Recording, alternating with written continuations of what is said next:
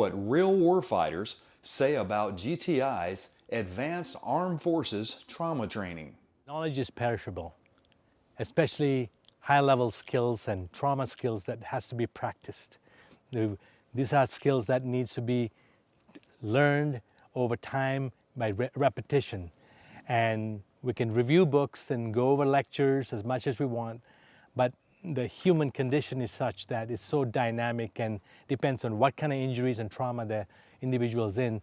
We have to be able to be comfortable, as odd as it sounds, to be able to treat this trauma patient, because training is we're using cadavers and human tissue, and we feel the real human tissue anatomy, and therefore we're able to work with the difficulties that's normally not encountered in a sterile mannequin lots of times.